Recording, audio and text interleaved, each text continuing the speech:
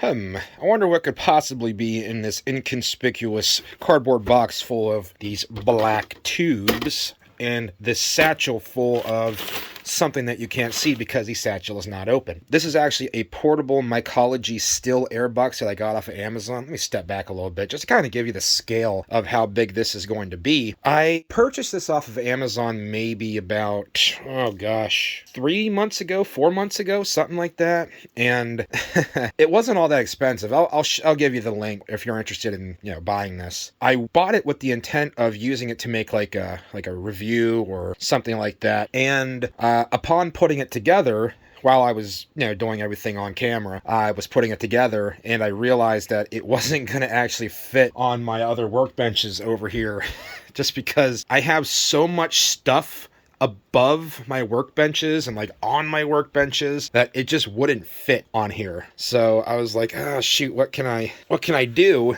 to like set this up so that I can actually use it? And instead of clearing off a space on my workbenches or rearranging things, you can see all my empty coffee cups over there from this week, but whatever. I figured that the easiest solution for me was to purchase yet another workbench and put it in my already crammed shed. But you know what? I'm actually kind of glad I went this way because I really love this workbench being right here where it's at. Let me put this together for you. If I can remember. Oh God, please tell me that the instructions are in here somewhere. Don't tell me I threw these out. I may have threw the instructions out, but I think I can remember how to put it together. It's not all that complicated. Should I do a time lapse of me putting this together? Sure, why not? All right, yeah, let's put it together, and then I'll use it on camera and show you what I think of it. It's actually a pretty nice still air box, but, I think you would rather me demonstrate how it performs and how it's set up rather than just telling you about it while it's disassembled like this. It's kind of stupid just to say, yeah, no, here's your still air box, go buy it, it's awesome. And this isn't a sponsored video by any means. I'm not trying to say like go buy this, but you know what I'm saying. All right, let me set this up. What was that thing I said in my last video? Well, one of my videos about I like controlled chaos because I know where everything's at. Guess what? I can't find my freaking little action cam that I was gonna strap to my chest. Unless that's it. That might be it. Here it is. Okay. I was just gonna say, oh yeah, I was just saying about how, I like controlled chaos and stuff like that. I know where all my stuff's at. Well, it took me 10 minutes to find this thing to strap to my chest so I can do a time lapse of setting that up. But I found it. No big deal. Okay. Alrighty, well, I have it together. That took longer than it probably should have. I forgot how large this thing was, and I kind of started to put together wrong, but I got it in the end. As you can see, it just has this really nice, I don't know if you call it really nice, but it has this very see-through thin plastic film. It seems fairly tough. You build the frame first out of these PVC pipes, or ABS pipes probably, I guess I should say. Put that all together the way that it's supposed to, and then the cover for the whole thing has a zipper that it is really nice. This zipper goes all the way down around, all the way down to the bottom. And you can do that on both ends, on both sides. So there's a zipper on this side too, so you can gain access from this side or this side if you want. Yeah, I was going to do a time lapse of me putting this together, but I got really confused like a quarter of the way through, and I was like, what the heck am I doing wrong? And then I just got frustrated and turned off the time lapse camera. Yeah. You can see why this is called a still air box, because once you have this all zipped up, we're not going to zip it up now, just for simplicity's sake, it is just a very nicely sealed up enclosed space that you can then control the sterility and the environment on the inside of this box very easily compared to like a whole room like you would out here or in your house or whatever that you're going to be doing your amateur mycology. And it has these two ports right here that you put your arms through like that, and it does seal off pretty good. Seal your arm off pretty well. The nice thing about these still air boxes is once you put your hands in here, like you can wear gloves like you normally would or whatever, but you don't have to worry about having these really bulky, heavy gloves that a lot of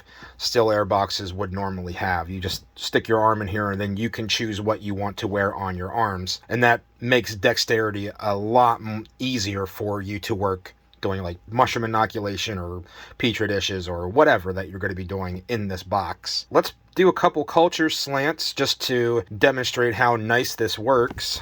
And I guess the nice thing about this is I could probably just tape my phone right here and I could show you what I'm doing. And since this plastic is so transparent, it just sees right through the plastic and I don't have to worry about distorting the view too much. So let me go get a couple culture slants. I'll get a petri dish and I'll do this. I'm actually not going to seal this off just because I don't really need to for demonstration purposes, right? And you can also see that this barely fits on this table. I mean, I do have quite a bit of stuff on the back pegboard back there that's kind of protruding out a little bit. This is the biggest problem that I ran into, was the width of this base right here on my other workbenches, like these ones over here. I just didn't have enough width on the workbenches themselves to work on this without it overhanging a little bit. That wouldn't really be a problem if this had like a solid bottom, but the bottom is just like this, kind of like a woven plastic fabric, which nothing wrong with that. It's not a rigid surface that's on the bottom of this. So you need to rely on the surface of whatever it is that you're setting this up on to give you a solid surface on which to work. So let me get a couple culture slants, which I actually just have right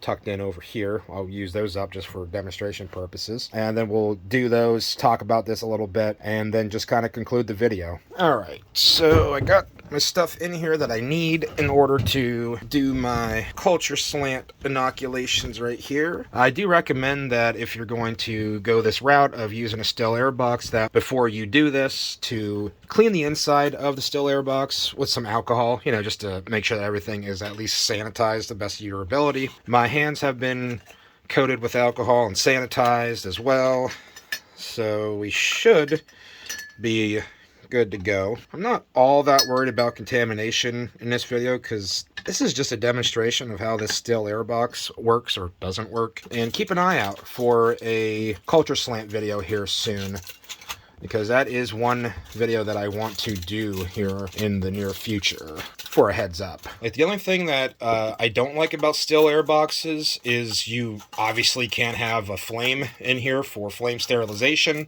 because this is made out of, you know, relatively thin plastic, and if you put an open flame in here to sterilize things, then you're just going to melt that plastic. So you're really limited in your abilities of dealing with how to sterilize your scalpel blades that you're going to be using. You have a few options. One of your options is to just go ahead and use a different scalpel blade every time you do an inoculation, which, I mean, that's fine if you have to go that route. You can also use alcohol if you want to. Alcohol is, I mean, it gets the job done sometimes, but it is kind of unreliable. So you just kind of have to make a choice. I'm actually looking into a couple options to at least heat sterilize scalpel blades in an enclosure like this without the threat of damaging the actual still air box itself. But, you know, we'll see. Let me put that right there.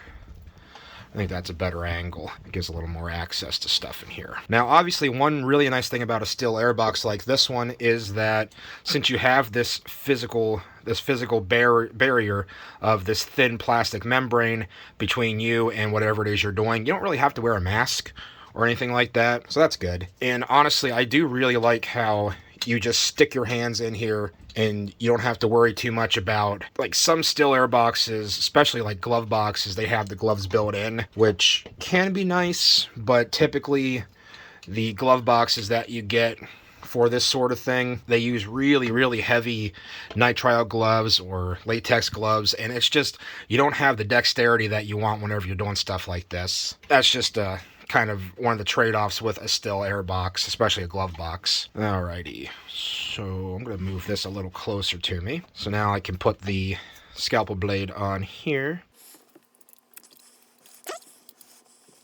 My well-used scalpel handle. That thing is really, I've had this for about a decade now, and it's definitely seen its better days, but you know what, it still gets the job done. So let's do a crown tip coral. You can see I've taken a lot of agar out of this crown tip coral one already. But we're going to do a tissue transfer to this crown tip, well, from this crown tip coral to this culture slant on the very right. And we're going to do it just like we would with a petri dish. Just cut off a little chunk of the inoculated or colonized agar in the petri dish, and we're going to place it into our culture slant. And then we'll do the same thing here on this one. Hold on. Aluminum foil stuck a little bit on the second one. Let me just tease that off there. Here we go. Like that.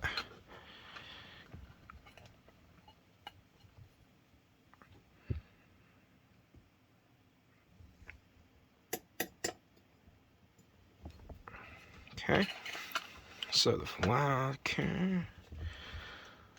the first two are the crown tip coral. I'm going to put this little petri dish right in front of these two. You can just barely make that out. I'm going to put that petri dish right there in front of these two so that I know that these two on the right here are the crown tip coral cultures, because I don't really have the opportunity to mark them right now. I forgot to put a marker in here, which is fine. So we're just going to do that. For our last two cultures over here, just going to go with some of this dead man's finger live culture that I have on this plate. I have a lot of these because I didn't know if this was actually going to grow all that well because the culture was so old, and now I have like 6 plates that look like this. They started to dry out a little bit in the incubator before I took them out of the incubator and wrapped them in grafting tape, but it's whatever. But yeah, now I'm going to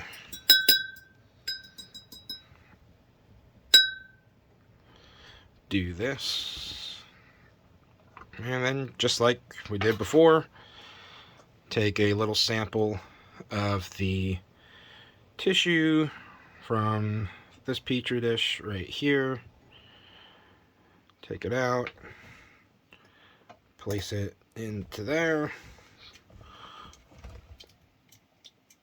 put the aluminum foil back on the top. Man, a little bit of the agar must have leaked out underneath this aluminum foil and it made it stick to the test tube. There we go, it broke free. Good. And then just repeat the procedure here, like that. I'm going to take a nice big sample just to have a good chance that this is going to grow very quickly. Alright. And put the aluminum foil back on here.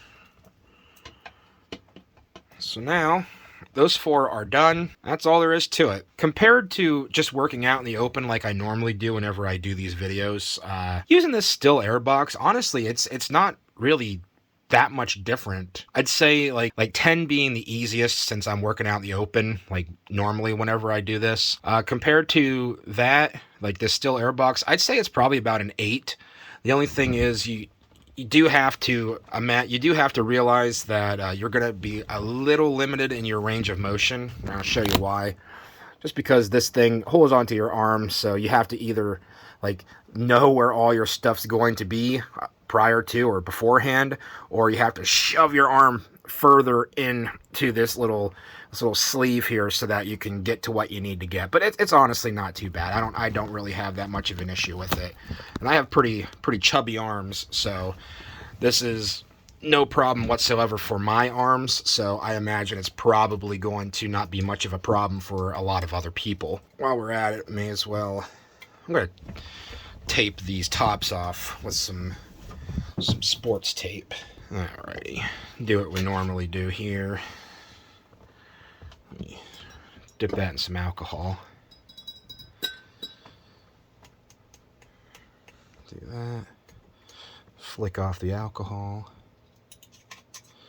Just make a hole in the tops of these pieces of aluminum foil, since these test tubes didn't come with lids or corks or stoppers or anything like that. And then we'll just put some of this tape over the top of the aluminum foil in order to let these breathe while keeping the contaminants out and most of the moisture in.